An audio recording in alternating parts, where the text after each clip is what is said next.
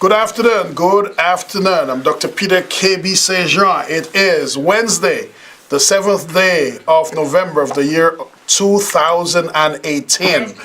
I want to remind you that you're watching the Shy Peace Show, and it's brought to you by the Peaceful World Movement. We are located at 11451 South Michigan Avenue, PO Box 206308, Chicago, Illinois 60628. Phone number is 716-603-0992. You can reach us online at www.theshypeace.net. Ladies and gentlemen, we have a dynamic show. Hey, I'm wearing my Mandar jacket. I was told what's the name of the Prime Minister of India again? Modi. Modi. It's not the Modi jacket. It's the Mandar jacket. And guess what? It's convertible. I can look cooler. Look like that. Look at this. Huh? He didn't even know the jacket could do that. He didn't even know that. Well, welcome our guest today, Mandar Apte, who is so many titles, I'll tell you which one it is. But to me, this is a good brother here. This is the gentleman that was responsible for organizing the trip that was organized from India with Love with the film, and is part of many organizations. Deepak said he once worked. He's an engineer with a fruit company called Apple. My Indian friends have a good sense of humor, so he may call himself something else when he speaks.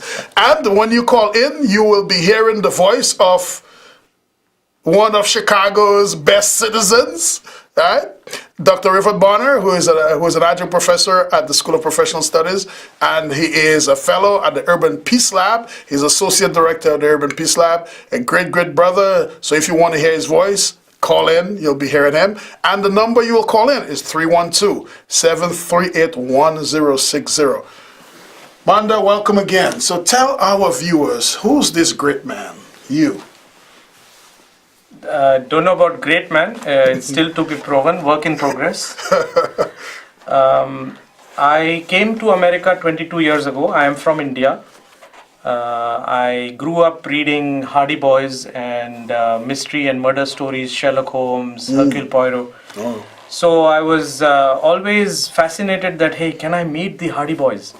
And so I took everything that I needed to do to come to the US for my graduate studies, and it's been 22 years since I landed here in this country.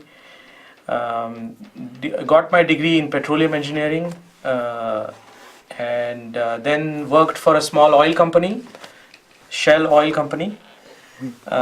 People say small. So my response to that is the universe is so big that everything is comparatively small. I spent 17 years at Shell. I started as a petroleum engineer. When I left Shell 2 years ago, I was a game changer. That was my title at Shell. It was a very unique experience of working in a large organization and having this title, game changer, with the mandate to create something new, to invest in new opportunities that might make money for Shell. So while doing this role, I started investing in peace building projects. And typically a for-profit company doesn't get involved in peace building because that's the job of law enforcement, government sector, non-governmental sector. But I started thinking that if business can play a bigger role than just providing philanthropy dollars to actually solving social problems that actually are precursors to violence, like for example a lack of solutions that provide health, well-being, happiness, jobs. Those create conditions where people who are underserved, marginalized can become victims, and can become, you can say, perpetuators of violence, not because they want to do it, but the situations have created around them conditions that make them do certain things. So I started looking at the business for peace, and that I think differentiated me from other game changers because my investment portfolio was always the social kind. I was always looking for social solutions that also create a financial return on investment. So, Mandar, I sometimes joke I like to do this when I'm with my wife's company. My wife's a medical doctor, but when I'm on the dinner events with them, because, some of the physicians got a lot of money. And I said to them that I would like to sell you some peace stocks. And you know what, the guys, none of them have asked me, where do I get it? No, none of them asked me, what's that? They said, where do I get it? And what that told me is that there is a natural knack for people who understand money to tie money to good conscience. Because if you exchange on the stock market, there's a feeling that you get. Like, when you make money, you make money. But there's a feeling you get when you get the money, you're happy to get it. But it's more than that. And to some people, when you have a lot of money, it's like money doesn't matter. Again, you don't want to lose your money. But it doesn't. What matters is more than money. Money is supposed to bring you happiness, supposed to bring you comfort, quality of life. That's why so many wealthy people give back, because it's not about money anymore. It's about life, right? Right. One of my wealthy cousins tell me, like, money is not everything, but it makes everything else a lot easier. Yeah. It can make everything else a lot easier. Yes. So is it far-fetched? Is it just something crazy from the mind of a PhD from University of Chicago when I say that we can exchange peace on the stock market? Or you think there is something doable? No, it's very logical, because the very purpose of living or working or even getting married, having children, is the seeking for happiness and peace, right? So almost every activity that we do, right from the first activity we do with brushing our teeth, is because down the road we do not want tooth decay and dental pain, because we want to be healthy and happy and peaceful, right? But to the very least, we don't want bad breath. Correct. Or our partner. Yeah. Ooh. You wonder why you have no friends. Oh my goodness. Right? Correct. So, it's peace of mind is this desire of every human on the planet, whether you are from China or whether you are, from the downtrodden slums of India. The essence of life is seeking for peace. Yes. Right? But most of the times we are seeking it outside. We are saying, hey, I have a Mercedes. If I have a BMW, I'll be more happy. Yes. So, folks, let me remind you that your fourth show is brought to you by the Peaceful World Movement, 11451 South Michigan Avenue in Chicago, Illinois, 716-603-0992. You can reach us at www.shypeace.net. I'm your host, Dr. Peter K.B. St. Jean, live in studio here with Mandar Apte, and we are going to watch a film. We're going to spend about 3 minutes, and we're going to watch a short film, and Mandar is going to tell us about that film in a minute. So just watch this and get ready to call. Again, you can call us at 312-780-60.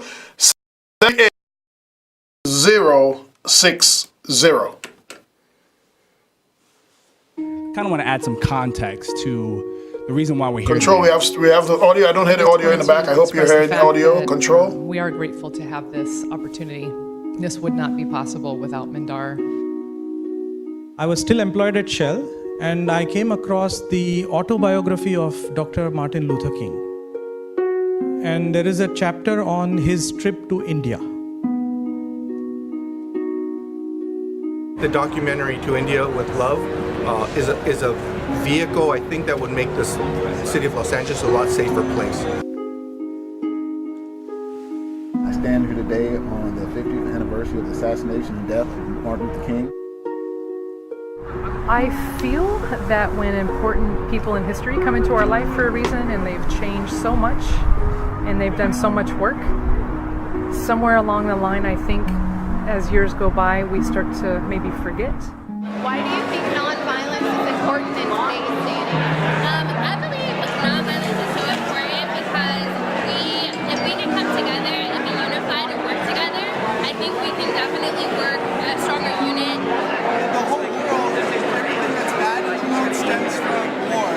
And if we approach that in another way, which is nonviolence, the whole world can be a better place.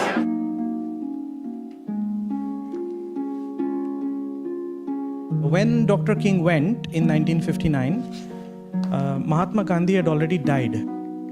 The two men never met each other. And that for me was like a plot, like, wow, what happened in India? Why did Martin Luther King, why did Gandhi do all these things? How were they so connected? what grounded them so well. And I think we all have to take an inner look at ourselves to find an answer. And this is not my film. This is actually the 6 people in the film. It's their film. I think the message of nonviolence is so important. I think promoting what Dr. Martin Luther King did in his first journey to India, I think it's important for us to watch that and learn what the lessons are.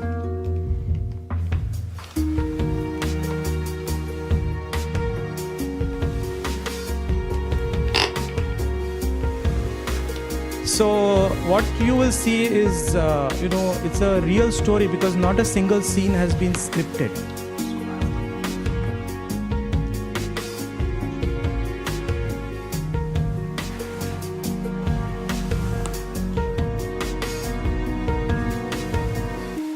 I realized during this trip that if we don't open up the pain in our hearts, it is going to manifest in some way. So the answer is in this room, and I invite all of you to think what we can do together, right? Because non-violence is simply love, unconditional love. I'm here for Mandar and for the message of non-violence. Non-violence? Thumbs up for nonviolence. Nonviolence. Thumbs up to nonviolence. Thumbs up for non-violence. Nonviolence. Nonviolence.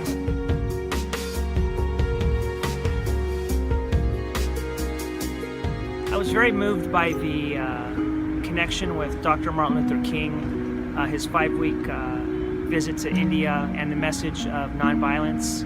It really impacted me with the violence we have here in the city of Los Angeles and how we can use this message of nonviolence internally with our police department and externally with our communities that we serve.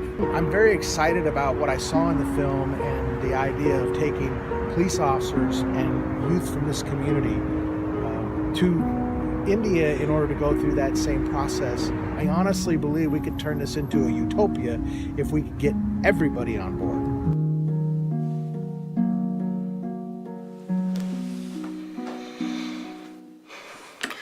Yes, ladies and gentlemen, yes, thank you for watching. You may have seen that the film has relevance to this face that you see here on screen, and we just want to remind you that we are watching the Peaceful World Movement show. That's a live call-in show that you can call us at 312-738-1060. So Manda, tell, for those of you who are watching us here live on Facebook, you could not hear the audio. Hopefully we'll share with you that film sometime, but the viewers will listen in to a film. So tell 4 minutes and 19 seconds or so, tell the viewers what we were watching. So 2 years ago, I came across a journey to India that Dr. Martin Luther King had taken when he had been told by his mentors to take a trip to India to deepen his understanding of nonviolence, ahimsa. And this was news to me because in India we do not know that this great man had come in search of Gandhi. But we all know that he was inspired by Mahatma Gandhi. That the world knows, definitely people in India know. So when I researched that trip, it came across to me very clearly that Mahatma Gandhi had died when Dr. King went. So I thought something transformed him, something showed him what non-violence is, non-violence in action. And the word non-violence means ahimsa. Ahimsa simply means unconditional love. So the hypothesis that I had was something in India had shown him what's the underlying imbalance? a new way of, you can I'll be say, happy putting when non-violence in action. Now it appears that That was a hypothesis, and I started thinking, hey, the culture of India, if the people of India, the journey to India, if that has created this, deep insight in Dr. King 60 years ago, will the same culture of India, the same people of India, or the wisdom of India, will that make a transformation in America today? So while I was still working at Shell, I put together this delegation of victims of violence. Um, and as you saw in the trailer, it had a single parent from the Sandy Hook tragedy who had lost her child in that tragic incident. It had Black Lives Matter activists, and it had also a former gang member from Los Angeles. And traveling with them in India is, you can say, an honor of my life. I spent 10 days traveling with these 6 wonderful angels. And that film is a real life documentary of what happened in India. That film is a labor of love. I spent about 6 months producing that film. In that process, I learned that Dr. King's shoes are just too big to fill. It's just too big to fill. And so I started looking for who else can we bring and who else can we put on this journey to India. And that journey to India does give you a gift of transformation if you are open to it. It does show you that people who are in extreme poverty, they are not angry, they are not upset. They are happy and have that inner peace that you see in their eyes. And that is the you cannot get it by watching a film. You have to go there and feel it. Yeah, and from the experience, and the idea was Mandar would put a group of people together, and through a contact of Dr. Bonner, actually, I got the opportunity to know about Mandar and got the opportunity to go to India. In a minute, we will show you one of the things that occurred, and maybe on the last hour of our trip, the last night on the second day of October of the year 2018 was the 149th birthday of Mahatma Gandhi, and it was the beginning of the celebration of his 150th birthday. And I had the opportunity to be on stage with Sri Ravi Shankar and asked him a question. A very profound question, Manda thinks. I think so, maybe. And his answer to the question, both the question and answer to the question, is something we will discuss. So we're going to watch that video. We're going to make sure you call us at 312-738-1060. We're going to watch that video, listen to this question, and then when we come back, Manda is going to tell us a little more about why we put this trip together and the things that happen in Mumbai, the things that happen in Bangalore, and basically where are we now. So we just want you to watch this clip. It appears that a major reason why violence seems to be so persistent in society is because violence has become big business. It has become profitable in many ways. Do you agree that if we are to develop a world with more prominence of peace, that part of our agenda should also be to make peace profitable, to make peace into business? If you agree, what would you suggest as the best way that we can move forward from right now, the best next thing that we can do to help to promote a business of peace, to make peace profitable, even more profitable than violence is currently?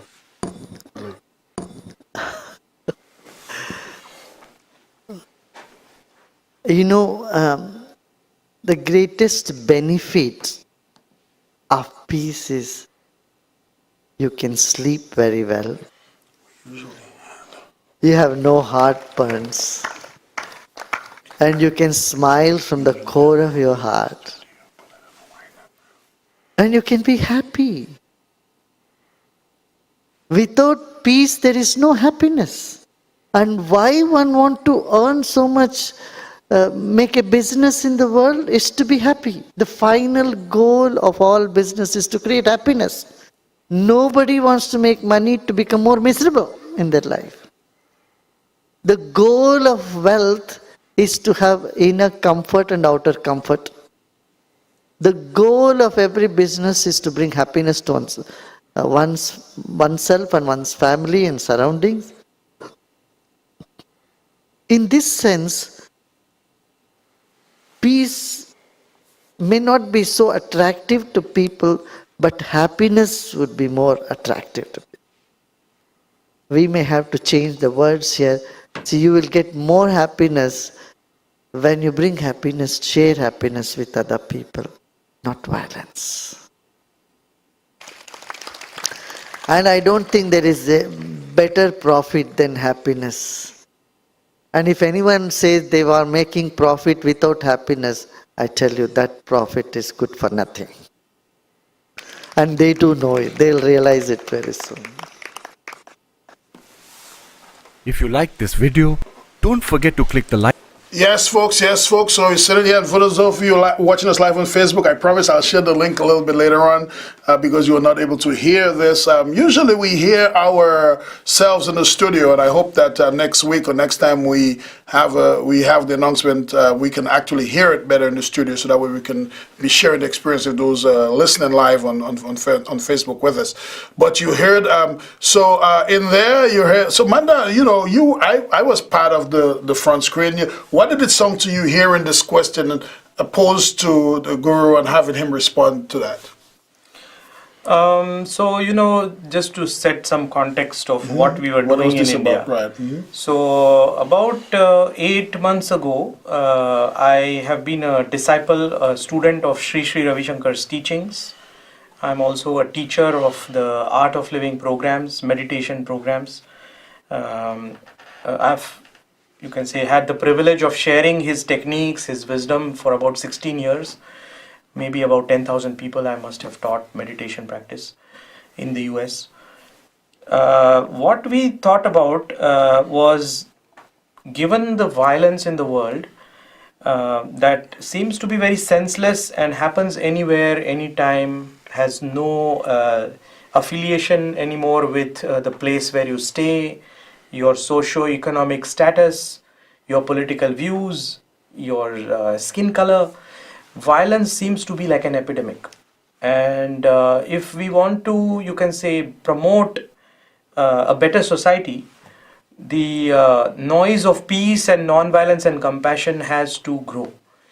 And so we thought about Gandhi 149, the birthday number 149 of Gandhi, as a way to kickstart a 1-year program, a 1-year, commitment to promoting non-violence and compassion in our cities and communities. And, most of the world follows America. So everybody follows America in the world. The trend starts in America. And sadly, in 22 years that I have lived in the country, there is a growing trend of violence. We have 1 minute.